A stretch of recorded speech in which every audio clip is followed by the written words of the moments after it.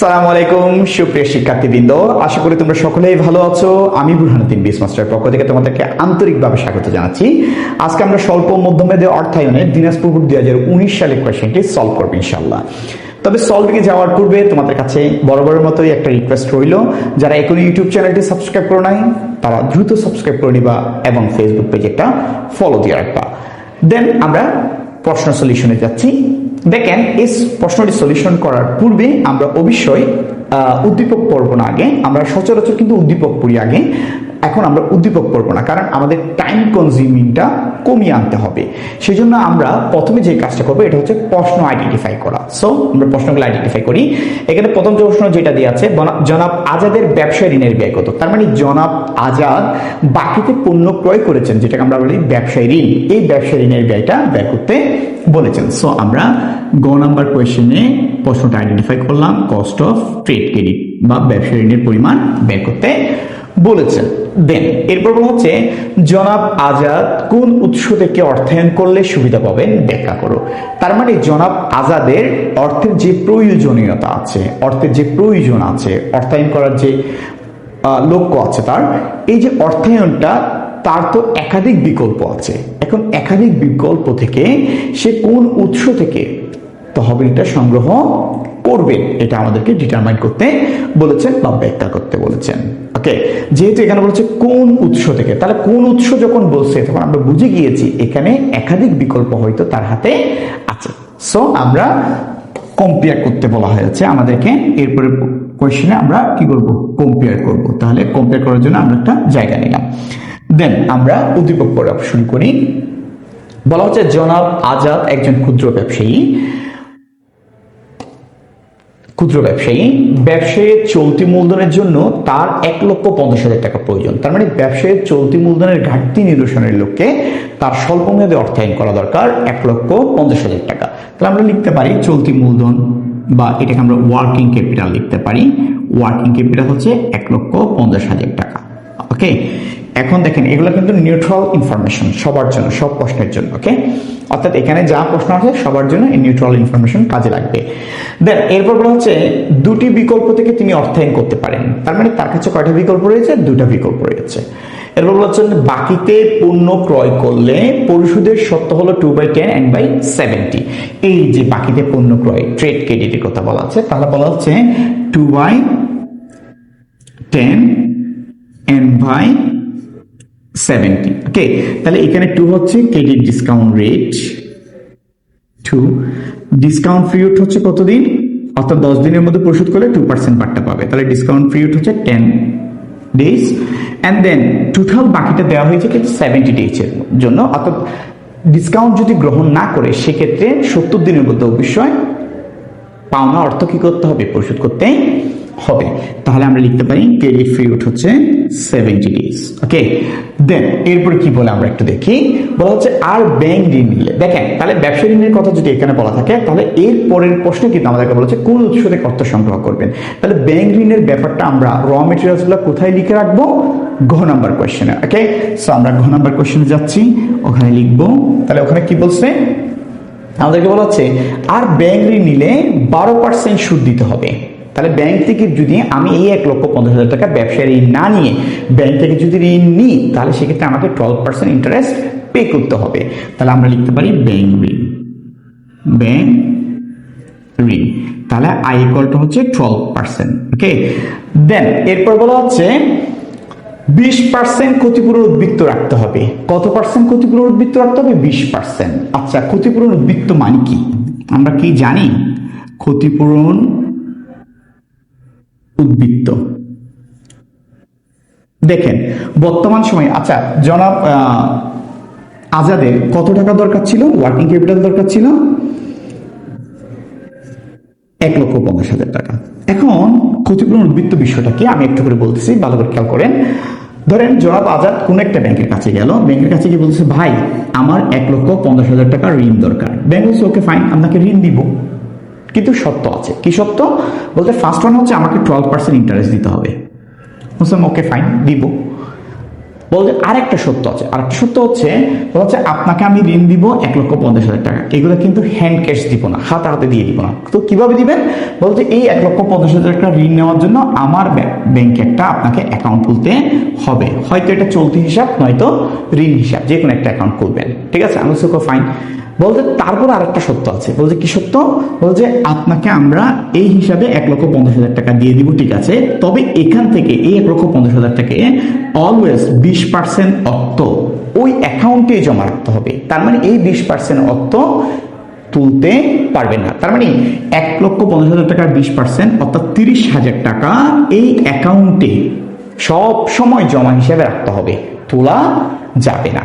তখন এই 30,000 টাকা যেটা অলওয়েজ জমা রাখতে হবে, ওই টাকাটাকেই বলা হচ্ছে ক্ষতিপূরণ উদ্বৃত্ত।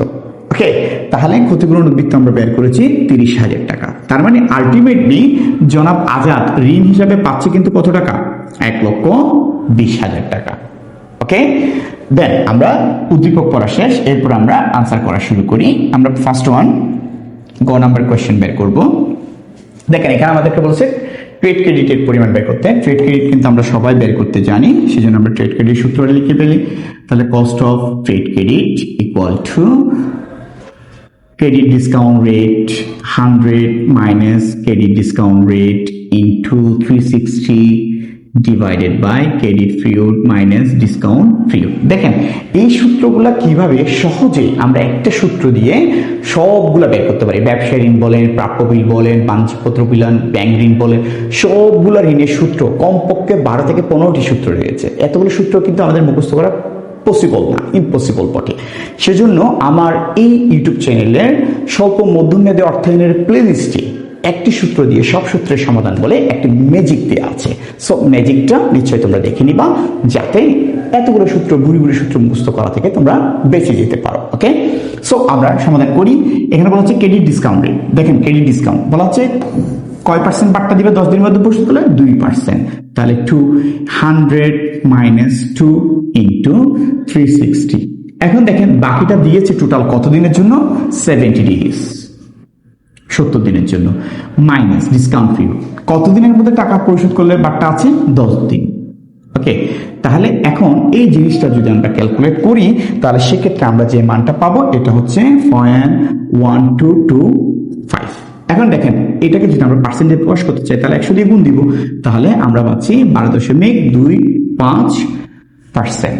ওকে, তার মানে ব্যবসায় ঋণটা যদি আমি আমার ব্যবসায় খাটাই, সেক্ষেত্রে আমাকে 12.25% খরচ ব্যয় করতে হবে। আসলে ব্যবসা ঋণের খরচ বলতে আসলে কিসের খরচ বোঝানো হচ্ছে, এটা আমরা একটু দেখি।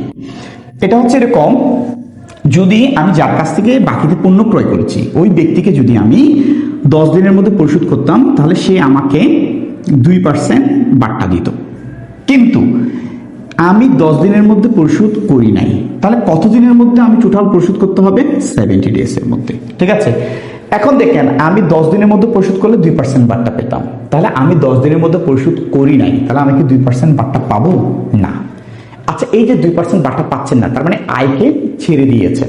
এখন আয়কে যে ছেড়ে দিয়েছেন, তাহলে আয় ছেড়ে দেওয়া, আয়কে ত্যাগ করাও তো এক ধরনের কি ব্যয়, কারণ আয় যত হ্রাস পাবে ব্যয় তত বৃদ্ধি পাবে। তাহলে এই আয়টা যদি আপনি গেইন করতেন, হোল্ড করতেন, তাহলে ইনকাম হইতো। এখন আয়কে যখন ছেড়ে দিয়েছেন, তার মানে উল্টোটা আপনার জন্য কি হয়ে দাঁড়িয়েছে? খরচ হয়ে দাঁড়িয়েছে, ঠিক আছে?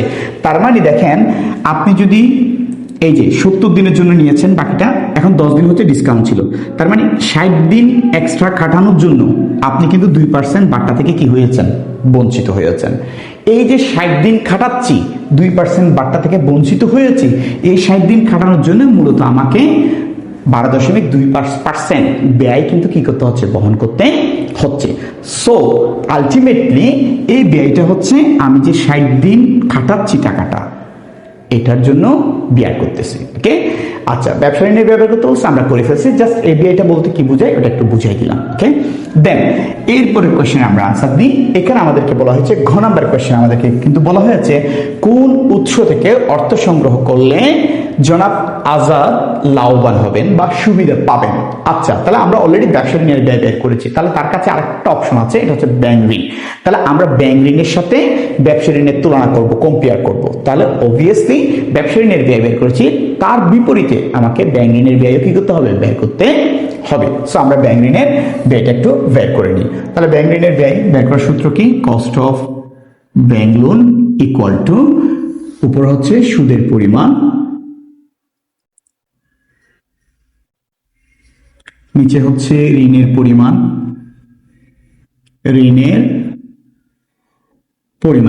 যদি আমাদেরকে কখনো কি দেয়া থাকে, ক্ষতিপূরণ উদ্বৃত্ত দেয়া থাকে। দেখেন ক্ষতিপূরণ উদ্বৃত্ত দিয়ে আছে 30,000 টাকা। তার মানে অলওয়েজ যে অ্যাকাউন্টের মাধ্যমে আমাকে ঋণ দিবে ওই অ্যাকাউন্টে আমাকে 30,000 টাকা অলওয়েজ কি করতে হবে, সংরক্ষণ করতে হবে। তাহলে ওই ক্ষতিপূরণ উদ্বৃত্তটা আমার ঋণের পরিমাণ থেকে কি দিতে হয়, বাদ দিতে হয়। তাহলে ক্ষতিপূরণ উদ্বৃত্তটা আমরা বাদ দিলাম। ঠিক আছে, তাহলে আমরা মানগুলো বসাই। সুদের পরিমাণ হচ্ছে কত, সুদের পরিমাণ কিন্তু সরাসরি দিয়ে আনে, তাহলে আমরা বের করতে পারি। তাহলে বড় হাতের আই ইকুয়াল টু আমরা ঋণ নিব 1,50,000 ইন্টু কত পার্সেন্ট সুদ দিব, 12%। তাহলে 1,50,000 এর 12% হচ্ছে 18,000 টাকা, অর্থাৎ 18,000 টাকা। তাহলে 18,000 টাকা। আর ঋণের পরিমাণ হচ্ছে 1,50,000 মাইনাস ক্ষতিপূরণ উদ্বৃত্ত রাখতে হচ্ছে 30,000 টাকা। তাহলে এই ক্যালকুলেশনটা যদি আমরা করি, তাহলে সেক্ষেত্রে আমাদের ব্যয়ের পরিমাণ আসবে 0.15 মানটা আসবে। এখন এটাকে যদি পার্সেন্টে প্রকাশ করতে যাই 100 দিয়ে গুণ দিব, তাহলে সেক্ষেত্রে আমাদের মান আসে 15%। তার মানে আপনি 1,50,000 টাকা দুইটা সেক্টর থেকে বিনিয়োগ করতে পারেন, দুইটা সেক্টর থেকে সংগ্রহ করতে পারেন। ফার্স্ট ওয়ান হচ্ছে ব্যাংক ঋণ, আর সেকেন্ড ওয়ান হচ্ছে, ফার্স্ট ওয়ান হচ্ছে ব্যবসা ঋণ, সেকেন্ড ওয়ান হচ্ছে ব্যাংক ঋণ। ওকে, তাহলে ব্যবসা ঋণ থেকে যদি সংগ্রহ করেন কস্ট অফ ট্রেড ক্রেডিট সেক্ষেত্রে হচ্ছে 12.25%। আর এই 1,50,000 টাকা যদি আপনি ব্যাংক থেকে সংগ্রহ করেন তাহলে সেক্ষেত্রে আপনার ব্যয় হচ্ছে 15%। এখন বলেন আপনি কি ব্যয় বেশি বহন করতে চান নাকি কম বহন করতে চান? কম বহন করতে চান। তাহলে আপনি যদি ব্যয় কম বহন করতে চান তাহলে মিস্টার আজাদ কি বেশি বহন করতে চাইবে না। তাহলে মিস্টার আজাদের জন্য সবচেয়ে বেশি সুবিধা হচ্ছে কোনটা, ব্যবসা ঋণটা গ্রহণ করা। কারণ ব্যবসা ঋণের খরচ ব্যাংক ঋণের খরচ অপেক্ষা কি কম। ওকে, তাহলে আমরা লিখতে পারি জনাব আজাদ ব্যবসায় ঋণ গ্রহণ করলে বেশি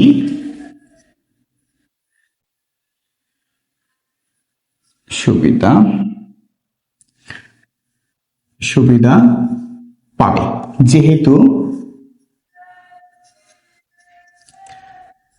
ব্যবসায় ঋণের ব্যয় অপেক্ষা ব্যাংক ঋণের ব্যয় বেশি। আশা করি তোমাদেরকে বোঝাতে পেরেছে। সো তোমাদের কাছে আবারও একটা রিকোয়েস্ট করি, এই রিকোয়েস্টটা হচ্ছে ইউটিউব চ্যানেলটি অবশ্যই সাবস্ক্রাইব করবেন এবং তোমাদের বন্ধুদেরকে একটু জানিয়ে দিবেন যাতে তারা উপকৃত হতে পারে।